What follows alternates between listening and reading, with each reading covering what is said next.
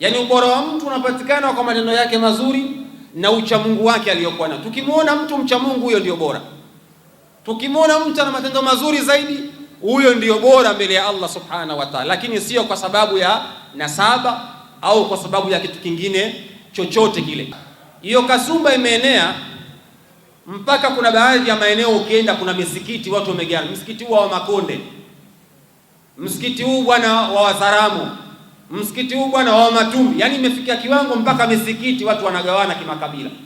Hakuna ubora wa Mwajemi wala Mwarabu ila bitakwa. Hakuna ubora wa Mzaramo wala ubora wa Makonde ila bitakwa. Lakini imefikia kiwango mpaka misikiti watu wanagawana. Msikiti huu bwana wenyewe hapa ni warangi. Yani ukija hapa wewe Mzaramo uruhusi kuwa imamu. Imefikia kiwango hiko. Kuna baadhi ya misikiti ukienda wewe kama sio Mnyamwezi huu imamu hapo. Ni nani kaleta habari hizi? Uislamu umekuja kukataza kuwabagua watu kikanda, kimakabila, kivyeo, kivyo vyote vile, usimbague mtu. Laisa minna, Mtume anasema sio katika sisi. Man daa ila asabiyya, yule ambaye ataanza kuita watu kwenye ukabila, yani anaanza kuwalingania watu kwenye ukabila. Mtume anasema sio katika sisi mtu huyo.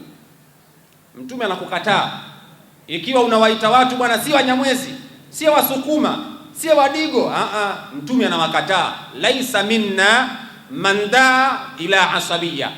Na Mtume akasema walaisa minna man qatala ala asabiyya, na sio katika sisi yule ambaye anapigana kwa sababu ya ukabila, sio katika sisi. Uislamu unakataza kitu kama hiko, kwamba sio katika sisi yule ambaye anapigana, anaua mtu kwa sababu ya ukabila. Walaisa minna man mata ala asabiyya, sio katika sisi yule ambaye atakufa kwa sababu ya ukabila. Kwa hiyo Mtume amekukataa ukienda kujifakhiri ukaanza kuwaita watu nyie Wanyamwezi njoni mswali msikiti huu, nyie wa Makonde nyie. Mtume anasema sio katika sisi mtu huyo. Kwa hiyo neno ukabila halifai, kupigana kwa sababu ya ukabila haifai, kwenda kufa kwa sababu ya ukabila Uislamu unakataa. Na ukifa maana yake Mtume amekukataa, umekufa nje ya Uislamu. Yani ufe ukiwa unapigania Uislamu, usiende kufa ukiwa unapigania ukabila. Katika mji huu wa Dar es Salaam kuna misikiti ukienda unaanza kuangaliwa mara mbili mbili. Wewe umefuata nini? Unatazama usoni mara mbili mbili, katokea wapi huyu?